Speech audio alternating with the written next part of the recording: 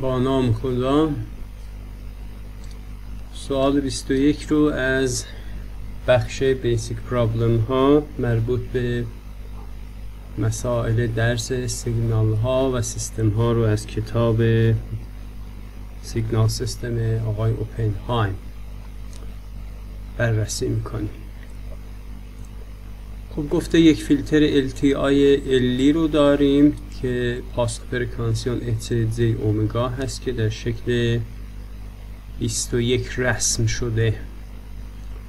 به ازای هر یک از ورودی هایی که در بندهای ABCD مطرح شده خروجی این فیلتر رو به دست آورید.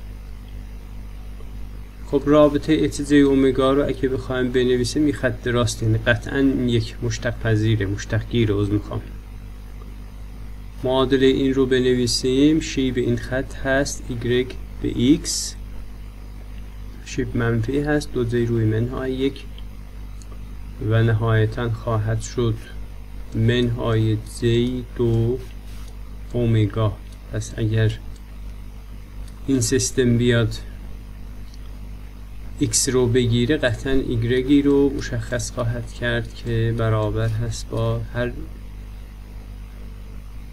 بار ما Z اومگا رو ضرب کنیم به یک طیفی قطعا مشتق خواهد گرفت. پس خواهد شد منهای 2 تا D به D XT. و عملا اگر XT رو به شکل زمانی داریم خب مشتق بگیریم خروجی پیدا بشه مثل این. اگر از این مشتق بگیریم یه دونه Z میاد و نهایتا Y خواهد شد منهای J2 ای به قوه JT. یا اگه بخوایم از این مشتق بگیریم میشه مشتق اولی اومگا 0 در کوسینوس اومگا 0 یوت به اضافه مشتق دومی در اولی. مشتق دومی میشه ضرب در سینوس. سینوس تون 2 نقطه 0 0 نتیجه هم قسمت دوم میشه 0. پس دیگه مفهوم مشتق نکته خاصی نیست و دیگه محاسبات رو کوتاه میکنه. یا الان در حوزه فوریه هستیم. خب پس Y اومگا رو بخوایم در این فضا به دست بیاریم کافی است که این X رو به H ضرب کنیم. Z اومگا و Z اومگا هست میشه میمونه منهای 2 روی 6 به اضافه Z اومگا. خب از این عکس فوریه بگیریم میشود Y مساوی هست با منهای 2 تا ای به قوه منهای 6 یوته.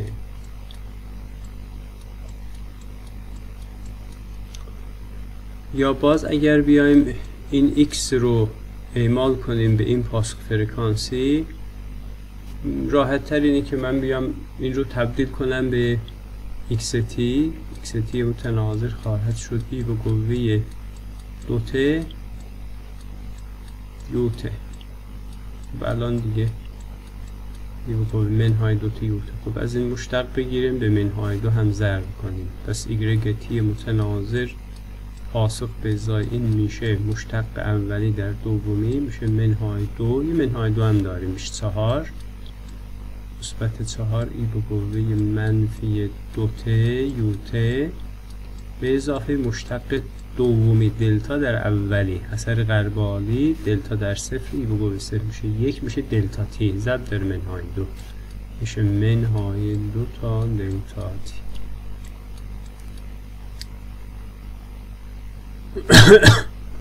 خب سوال 22 رو نگاه میکنیم. گفته که پاسخ فرکانسی یک سیستمی که در حوزه زمان پیوسته است به عنوان یک فیلتر و اون فیلتر هم لو پسه و خودش هم اصلا اشاره کرده که مشتق گیره. اون تا مشتق گیری رو ببینیم که با چه ضریب بهره ای داره این مشتق رو میگیره. اگه دقتا بکنیم فازش J و منهای J هست، یعنی عملا اگه من بخوام H رو محاسبه کنم H میشه اندازه ای به قوه چی؟ JP دوم یا ای به قوه منهای JP دوم. پس عملا اگر من این J رو بخوام به صورت ای به قوه کنار این قرار بدم این به J ضرب میشه. پس این دامنه از 1 تبدیل میشه به J و این یکی هم منهای. پس این دامنه هم ادامه این مفهوم به این صورت اینجا بیاد منهای بشه. پس معادل این خط رو بنویسیم در محدوده بین منهای سپی و سپی این مشتق میگیره. زی روی سپی اومگا. این میشه تابع شبکه این سیستم و عملا در محدوده منهای سپی تا سپی مشتق میگیره، به 1/سپی هم ضرب میکنه. خب الان ما این رو مشتق بگیریم به 1/سپی هم ضرب کنیم، پس خروجی متناظر این میشه 1/سپی مشتق این عبارت ضرب داره یه منفی میاد 2p میاره و میشه سینوس همون زاویه رو دیگه خودتون بنویسید. پی با پی هست میشه، بهرش میشه منهای 2 صفر. کوسینوس هم به سینوس تبدیل شد. خب ورودی کوسینوس 4پیه، فرکانس 4p بهره صفره، عملا به ازای این خروجی ایگرگ مساوی صفره. پس اینم از این. بعد حالا اومده گفته که xt هم یک سینوس یک سو شده نیم موجه. حالا شکلش رو به این صورت رسم کرده و عملا هم معادلش هم گفته سینوس 2πt هست، یعنی این معادله این تکه هست سینوس 2πt. خب قطعا ما اگر بیایم این سیگنال رو سری فوریش رو حساب کنیم، فرکانس اصلی 2p، هارمونیک های اون میشه 2 تا 2p، 3 تا 2p، 4 تا 2p در حالت کلی. این فیلتر هم که فقط تا 3p روی بور میده، بنابراین فقط هارمونیک اول رو ما حساب کنیم کفایت میکنه. پس اگر من بیام برای این سیگنال xt رو بخوام یه لحظه به صورت کلی نگاه بکنم، این برابر هست با سیگمای کا از منهای بی نهایت تا به اضافه بی نهایت آکا ای به قوه جی کا اومگا صفر. 2p روی پریودش 1 ثانیه است، میشه 2pt که آکا رو هم فرمولش رو داریم، فرمول سری فوریه است. منتها برای ما چون هارمونیک های 2 3 4 از فیلتر عبور نمیکنه، پس A1 و آمنهای 1 رو حساب کنیم کفایت میکنه و بعد از اون مشتق میگیریم دیگه، مشتق میگیریم و به 1/سپی هم ضرب میکنیم. پس هارمونیک اول این رو اجازه بدید من بیام بنویسم. پس نهایت ایگرگ متناظر خواهد شد چی؟ 1/سپی مشتقه دی به دیتای هارمونیک اول. هارمونیک اول هم میشه چی؟ آمنهای 1 ای به قوه جی 2pt به اضافه A1 ای به قوه منفی جی 2pt. اوکی تمام. پس ما بریم A1 رو حساب کنیم و چون سیگنال حقیقی است آمنها 1 هم با A1 مزدوج همه، کار رو به منهای کا تبدیل کنیم مزدوج میشه. پس A1 رو حساب کنیم کفایت میکنه. خب A1 رو بنویسیم، بعد بیام از این مشتق میگیریم به ازای اون فضایی که مطرحه. پس بریم A1 رو یه جای این گوشه ها حساب کنیم. A1 میشود چی؟ 1 بر دوره تناوب که 1 انتگرال از 0 تا 1 دوم به ما نیاز هست دیگه، از 0 تا 1 نیاز نیست، چون 1 دوم تا 1 صفره. ft که سینوس 2pt هست در ای به توان j کا رو 1 میگیریم 2pt با علامت منفی. این میشه ضریب سری فوریه A1. خب اینم اگر بخوایم انتگرال رو پخش کنیم، ای بگو هم به صورت کوسینوس سینوس در بیاریم، پس یه دونه 0 تا 1/2 داریم، یه سینوس مؤلفه افقی، این هم میشه کوسینوس، هر دو هم زاویه، میشه 1/2 سینوس 4 پی ت. اینم دوره تناوبش میشه 1/2. پس عملا در فاصله 0 تا 1/2 حاصل این میشه 0 منهای یه دونه جی داریم، انتگرال از 0 تا 1/2، بعد مؤلفه عمودی این میشه سینوس، سینوس به سینوس در میشه سینوس به توان 2، اونم 1 منهای کوسینوس 4 پی ت دوم دی تی. خب باز به همون شکل این انتگرالی که مربوط به این قسمت میشه 0 مشابه همینه، سینوس 4 پی، اینم کوسینوس 4 پی، دوره تمام بین 0 و 1/2، بنابراین میمونه منهای j 1/2، پس میشه منهای j 1/2 انتگرال دی ت، اونم میشه ت بین 0 تا 1/2 میشه 1/2، پس عملا میشه منهای j 4. پس این میشه منهای j 4، اینم میشه j 4. پس این تکه A1 میشه منهای j تقسیم بر 4، اینم میشه مثبت j تقسیم بر 4. حالا از j 4 من فاکتور بگیرید میشه 1/3 پی، یه j 4 من فاکتور بگیریم ببینیم چی میمونه، دی به دیتا هم داریم. خب این میشه ای به قوه j2 پیته منها ای به قوه منفی j2 پیته، میشه j2 سینوس 2 پیته. تمام دیگه. حالا این j و j میشه منفی 2 هم با 4 ساده بشه، یه دونه مشتق بگیرید تمامه دیگه. قسمت های بعدی مشتقین ها رو میذارم به عهده خودتون. خب بند سی هم تموم شد، کلا این سوال هم به پایان رسید. بریم سراغ سوال 23. خب سوال 23 گفته که یه فیلتری رو داریم که به عنوان لوپس ایدئال عمل کرده و پاسخ دامنش رو اینجا آورده. گفته رسم میکنید پاسخ ضربه این فیلتر رو به ازای هر یک از مشخصه فازی که ABC بگه. یعنی یه بار فرض کنیم که فاز این هست 0. خب اگه فاز 0 بشه بند A دیگه مشخصه چه اتفاق میفته. فاز 0 بشه اچ j اومگای ما میشه همین شکل. خب اینم میشه اچ تیش میشه طبق فرمولی که از فصل‌های قبلی داریم سینوس اومگا سی تی روی چی پی تی که از اطلاعات قبلیمون استفاده کنیم. این پاسخ ضربه بند آ هست به شرطی که فازمون 0 بشه.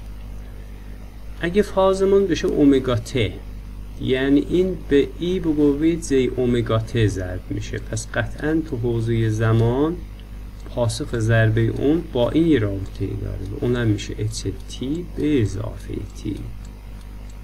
حالا خواستید به جای تی به اضافه تی قرار بدید یا حالا خودتون این کار انجام بدید. بعد بند سی گفته فاز این عبارت پی دوم منهای پی دومه، یعنی به ازای فرکانس های مثبت من این رو ادیت کنم، یه همچین شکلی رو برای h رسم میکنم. h از لحاظ اندازه اینه، فاز رو هم به اون اضافه کنیم این فاز میشه j و منهای j دیگه در حقیقت از لحاظ مفهوم فازی که بخواد تو ای به قوه نوشته بشه. پس عملا من بیام این رو با یه رنگ دیگه رسم کنم، فرکانس های مثبت به j ضرب میشه، پس اینجا ما دامنمون میشه j تحت فرکانس اومگا 3، قسمت منفی ها میشه منفی j. خب عملا انگار که ما یه دونه فیلتری داشتیم پهنای باندش نصف بوده، اومگا سی دوم منهای اومگا سی دوم. بیایم این فیلتر رو استفاده کنیم. دامنش هم 1 بوده. اینو چیکار کرد؟ یه بار شیفت داده اینور به جی ضرب کرده، یه بارم شیفت داده به اونور به منهای جی ضرب کرده. پس اگه من بیام این رو مثلا یه اچ صفری فرض کنم و پاسخ ضربه اچ صفر تی رو بنویسم، خب پاسخ ضربه اچ صفری مثل همینه دیگه، مثل همین، فقط اومگا سی شده اومگا سی دوم. پس این سینوس اومگا سی دوم تی روی پی تی هست. چیکار کرده از لحاظ فرکانسی؟ یه بار اومده این رو شیفت کرده به سمت راست به اندازه اومگا سی، پس اتمون خواهد شد. یه بار به جی ضرب کرده اچ صفر رو، اچ صفر بزرگ رو برده روی اومگا منهای اومگا سی دوم. یه بارم به منهای جی ضرب کرده برده عقب اچ اومگا بی به اضافه اومگا سی دوم. حالا از این رابطه ما بیام عکس فوریه بگیریم و با یه رنگ دیگه تو ادامه داشته باشیم که چه خبره. پس عملا از این تبدیل فوریه بگیریم می شود اچ تی مساوی هست با، خب از جی فعلا فاکتور می گیرم راحت، یه دونم اچ صفر داریم، از اچ صفر تی هم فاکتور می گیرم. خب این که اینجا شیفت منفی داریم یعنی به ای به توان منهای جی اومگا سی دوم تی ضرب شده. یه دونه هم اینجا منفی داریم، از جی هم فاکتور گرفتیم، ای به قوه جی مثبت اومگا سی دوم تی ضرب شده. الان این داخل پرانتز چیه؟ منهای جی سی دو، به دو هم یادمون رفته، سینوس اومگا سی دوم تی. پس اچ تی میشه چی؟ اچ تی مساوی میشود با جی میشه منفی، با این منفی میشه مثبت، 2 تا اچ صفر تی ضرب در سینوس اومگا سی دوم تی. اچ صفری هم که اینجا داریم دیگه، اینم خواستید بذاریم روی. خب 23 هم به پایان رسید. بریم سراغ 24. خب سوال 24 گفته که در نظر بگیرید یک فیلتر لو پس با پاسخ ضربه اچ تی که این خاصیت رو داره، حقیقی است و اندازه پاسخ فرکانسی آن هم به این شکل، اندازش به این شکل، یک رکت در حوزه فرکانس. حالا یه بار اینو رسم کنیم، یه همچنین فضایی رو از لحاظ اندازه ما داریم بر حسب اومگا 200 پی این ور و 200 پی هم اون ور و فازش رو فعلا برای ما فعلا چیزی نگفته. پس حقیقیه و پاسخ فرکانسی از لحاظ دامن هم همینی که رسم کردیم یا ضابطه ای که نوشته. لوپس هم هست، مشخصه لوپس هم هست و از ما به ازای بند A و B پاسخ ضربشون بود.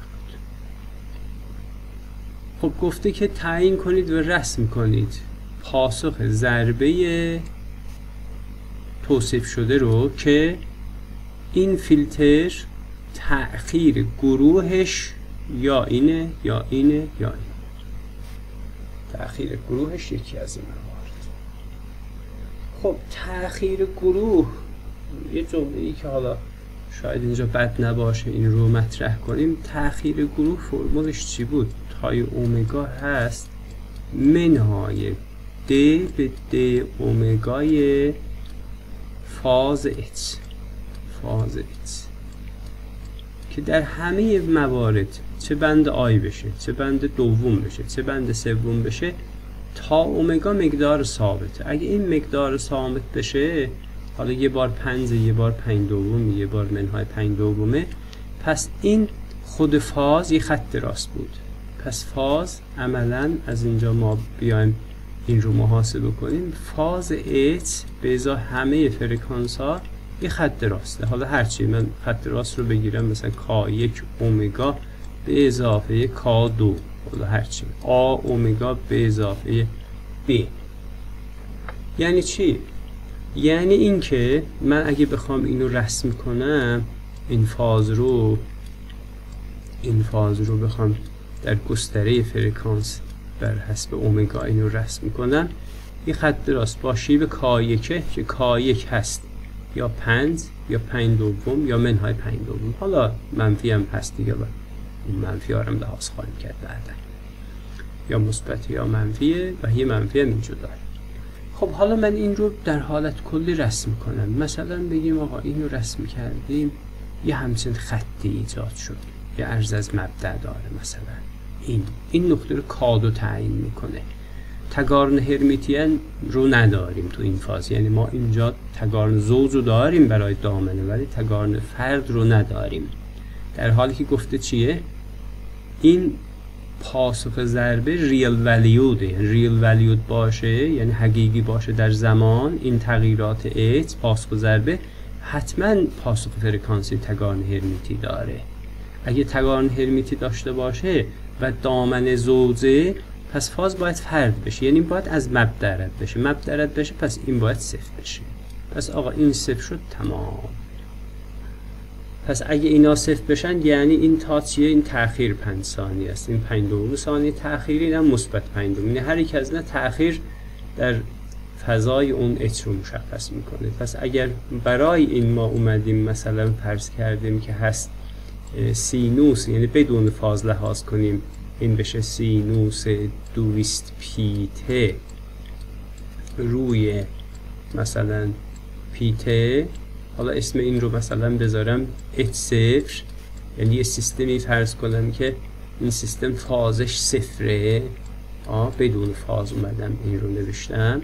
الان با فاز بند آی حالا اسمش رو بذاریم مثلا H1 تی با چه برابره؟ یه تأخیر 5 ثانیه داره، میشه H0 تی منهای 5 ثانیه. تمام. هر جا تی هست به جای تی بذاریم تی منهای 5 ثانیه. یا بند دوم 5/2 ثانیه تأخیر ایجاد میکنه. H2 میشود H0 تی منهای 2.5 ثانیه 5/2. حالا اینجا تأخیر گروه منفیه، اون منفیه اصطلاحاً یه تأخیر 2.5 ثانیه مثبت رو ایجاد میکنه. پس H3 مون نهایتاً در هر لحظه از زمان میشه H0 که تی به اضافه 2.5 در آرگومان اون قرار گرفته. خب حالا بند B رو مطرح کرده، با یه رنگ دیگه اینها رو هایلایت کنید. بند B میگه که اگر پاسخ ضربه این سیستم رو من ریل ولیود نگیرم، یعنی K2 مخالف صفر، یعنی این مخالف صفره. خب اگر ریل ولیود نباشه، میتونه اون انتگرالی که من از تا اومگا مساوی منهای d به d اومگای فاز h بگیرم تا فاز h رو حساب کنم، K1 مشخصه. K1 تو بند اول شده مثلا منفی 5، منفی 5/2، مثبت 5/2. این منفی رو لحاظ میکنم، اینا رو قرینه میکنم، دقت کنید. ولی K2 رو براش هیچ اطلاعاتی ندارم. حالا میگه که آیا من میتونم مثلا به ازای این فضایی که اومدیم h اومگا رو به این شکل دادیم و تا اومگا رو هم بند الف ب ج به این شکل دادیم، اطلاعات کافی هست که بشه HT رو به صورت منحصر به فرد به دست آورد؟ خیر. چرا؟ چون K2 برای ما معلوم نیست و اطلاعاتی در مورد K2 ارائه نشده است. خب این سوال هم به پایان میرسه. بریم سوال 25 و او کمی این قسمت ها رو آزاد کنیم، ببینیم 25 چی میگه.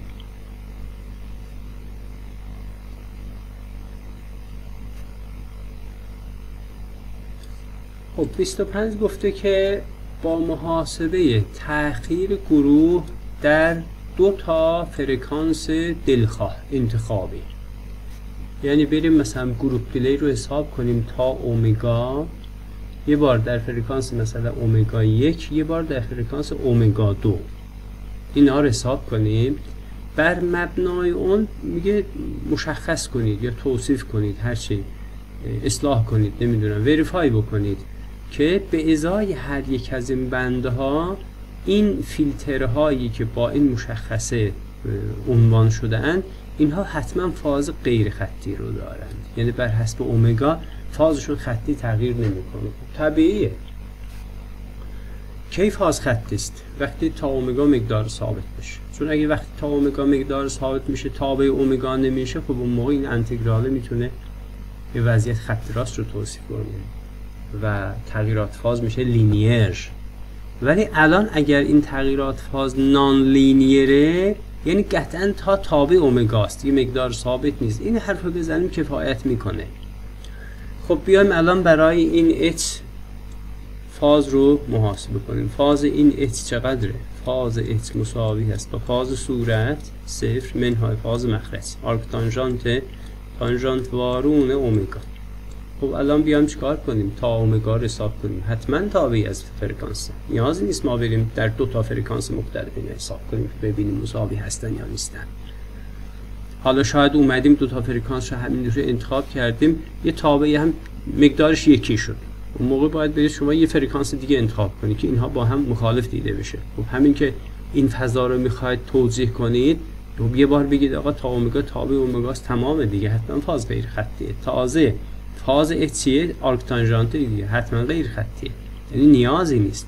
ولی خب این مسئله رو از اون بابت میگه که یه زمانی من اچ نداشته باشم، فقط تأخیر گروه داشته باشم، اون تأخیر گروه مقدار ثابت نباشه، بفهمیم که آقا فاز حتما غیر خطی است و ابراز از نوع فاز رو این سیستم LTI حتما میتونه ایجاد بکنه. از اون زاویه به موضوع میخواد نگاه بکنه.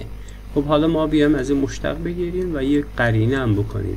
خب مشتق آرک تانژانت میشه 1 روی 1 به اضافه اومگا به توان. تمام. اون منفی هم با منفی این عبارت از بین میره. تا تابع اومگاست، قطعا فاز غیر خطی خواهد بود. حالا خواستید باز مثلا به ازای فرکانس 0 فرکانس 1 حل بکنید. فرکانس 0 میشه 1، فرکانس 1 میشه 1 دوم. پس این دوتا با هم مساوی نیستن، پس داره فاز رو غیر خطی تغییر میده. یا اچ جی اومگا دومی 1 بر جی اومگا به اضافه 1 به توان 2. خب باز این حاصل ضرب دو تا از این هاست. خب دو تا یعنی انگار که این 1 بر جی اومگا به اضافه 1 شما اینجا داشته، دو بار به خودش ضرب کردید. خب دو بار فاز اون با هم حساب میشه. پس فاز این دوباره من بیام از اینجا این پولو بزنم و نوشتار رو کوتاه کنم، میگیم خب این فاز برابر منهای دو تا آرک تانژانت اومگا میشه. خب از اینا مشتق بگیریم، یه منفی هم حذف کنیم، میشه 2 دیگه، تاثیر نمیذاره که. باز میبینیم که تا تابع از اومگاست.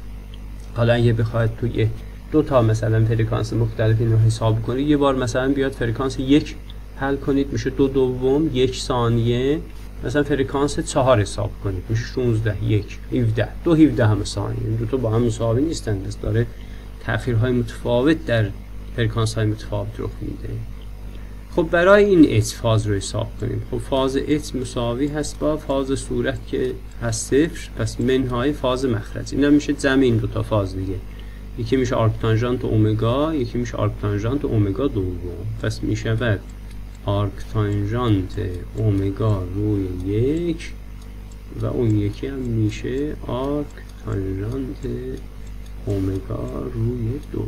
باز حالا بخواید تا رو حساب کنید، تای اومگا مساوی هست با مشتق این میشه 1 روی 1 به اضافه اومگا به توان 2 به اضافه این یکی هم میشه 1 دوم روی 1 به اضافه اومگا به توان 2 روی 4.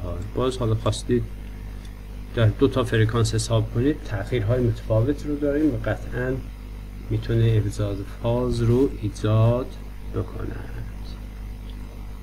خب اینم از سوال 25. خسته نباشید، آرزوی موفقیت میکنم به همه شما عزیزان. انشالله در یک تایم دیگر سوالات بعدی رو در خدمتتون خواهم بود. موفق باشید و پایدار.